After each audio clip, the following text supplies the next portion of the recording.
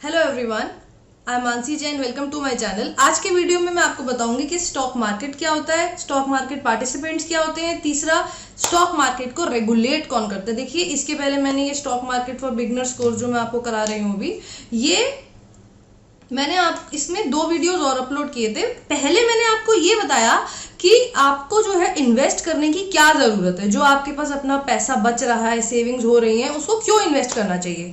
फिर मैंने दूसरे वीडियो में ये बताया कि आप कहाँ कहाँ इन्वेस्ट कर सकते हैं, कि कौन से आपके पास एसेट क्लासेस अवेलेबल है। अब आपके लिए ये जानना जरूरी हो जाता है कि अब अगर आप इक्विटी में इन्वेस्ट करना चाहते हैं, शेयर्स खरीदना चाहते हैं, तो वो कहाँ जाके खरीदेंगे। देखिए, जब आपको शॉपिंग करनी होती है तो हम मार्केट जाते हैं ना, तो मार्केट जाते हैं, वहां पे आप खरीद बेच करते हैं। ऐसे ही आप शेयर्स का खरीद बेच स्टॉक मार्केट में करते हैं।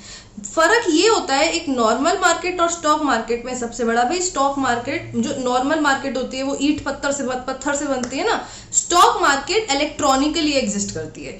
इसको आप अपने मोबाइल फोन्स और कंप्यूटर्स द्वारा एक्सेस करते हैं।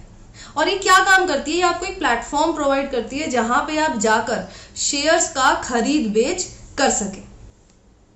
तो स्टॉक मार्केट क्या कर रही है, अगर आप एक बायर हैं, आप अगर एक बायर हैं तो आपको सेलर दे रही है, और अगर आप एक सेलर हैं तो आपको बायर दे रही है। अब जो स्टॉक मार्केट होती है ना, उसको आप रजिस्टर्ड इंटरमीडियरी के थ्रू एक्सेस कर सकते हैं, और इन इंटरमीडियरीज को हम बोलते हैं स्टॉक ब्रोकर, जिसके बारे में हम अभी डिस्कस नहीं करेंगे, बाद में डिस्कस करेंगे। अब इंडिया में 2 मेन स्टॉक एक्सचेंजेस हैं। एक है आपका BSE यानी कि बॉम्बे स्टॉक एक्सचेंज, और दूसरा है आपका NSE यानी कि नेशनल स्टॉक एक्सचेंज।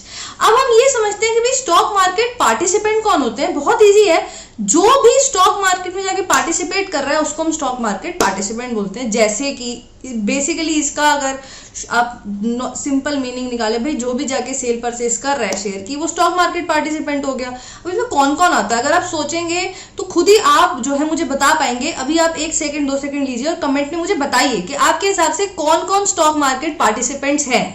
देखिए, अगर आप सर की वीडियोस देखते हैं तो कुछ तो आपको वैसे ही पता होंगे। अब देखिए, सबसे पहले आपके आ जाते हैं रिटेल इन्वेस्टर, हमारे आपके जैसे आम लोग जो जाके स्टॉक मार्केट में सेल परचेज करते हैं शेयर की।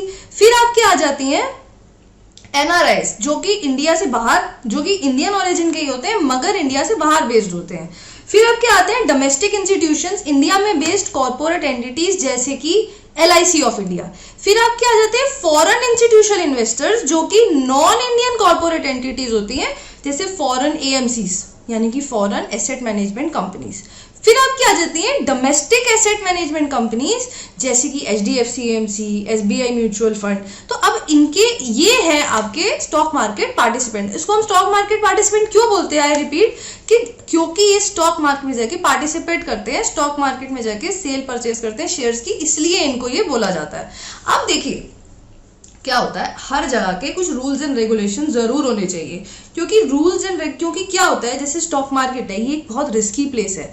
यहाँ पे लोग पैसा कमाने आते हैं, सब पैसा बनाने आते हैं, तो ऑब्वियसली ग्रीड और फियर दोनों ही इस मार्केट में होता है। और जहां पे ग्रीड और फियर आ जाता है, वहां पे लोग ऊट पटांग काम करते हैं, कई बार अनफेयर प्रैक्टिसेस करते हैं, जिससे कि सही नहीं होता है। तो हर जगह, तो इसलिए इसके भी एक रूल्स एंड रेगुलेशंस होने चाहिए ना। तो वो कौन सेट करता है, वो काम करता है आपका सेबी यानी कि stock exchange board of India. Basically जो रिटेल इन्वेस्टर्स होते हैं उनके इंटरेस्ट को प्रोटेक्ट करती है। किस तरीके से, वो रूल्स एंड रेगुलेशन सेट कर देती है। एक लीगल फ्रेमवर्क बना रखा है उन्होंने, जिसमें रहकर stock exchanges, sub broker, stock brokers, market participants जितने भी हैं, उसी लीगल फ्रेमवर्क में रहकर सबको अपना काम करना है।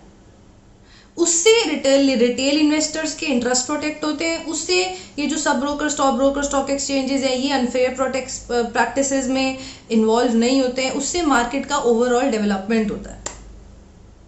तो ये है, देखिए, आपका सबसे पहले मैंने कवर किया स्टॉक मार्केट, फिर स्टॉक मार्केट पार्टिसिपेंट्स, फिर मैंने कवर किया आपका सेबी यानी कि, हाँ, एक चीज मैंने आपको नहीं बताई, ऐसा नहीं होता कि अगर आपको लॉस हो गया तो आप सेबी के पास जा रहे हो, मुझको तो लॉस हो गया, मुझे तो 10 लाख का लॉस हो गया, 15 लाख का लॉस हो गया, ओहो मैंने तो ये टिप ले ली, इसकी टिप की वजह से लॉस हो गया, उसने मेरे साथ गलत किया, उसने मुझे टिप क्यों दी। ऐसा नहीं होता। आपने टिप क्यों ली, आपने टिप ली ना, वो आपका डिसीजन था। तो अगर आप किसी टिप को लेकर कोई लॉस सफर कर रहे हैं, उसके लिए आप किसी को कंप्लेंट नहीं कर सकते, वो पैसा गया, उस आप फ्यूचर में ध्यान रख के प्रूडेंटली इन्वेस्ट कर सकते हैं, बस इतना ही कर सकते हैं। उसके लिए सेबी के पास नहीं जा सकते, है ना, क्योंकि अगर आप स्टॉक मार्केट में सेल परचेस कर रहे हैं तो प्रॉफिट भी होगा, लॉस भी हो सकता है। तो अब मैं यहीं पे इस वीडियो को समाप्त करूंगी और मैं आगे भी ऐसे वीडियोस लेकर आऊंगी और भी मैं इसको कंटिन्यू करूंगी स्टॉक मार्केट फॉर बिगनर्स को। तो आप जरूर इस चैनल को सब्सक्राइब करिए, बेल जो नोटिफिकेशन है उसको जरूर क्लिक करिए ताकि रेगुलर अपडेट्स आपको मिल जाए, और आप लाइक और शेयर करिए। Thank you for watching my videos and good bye.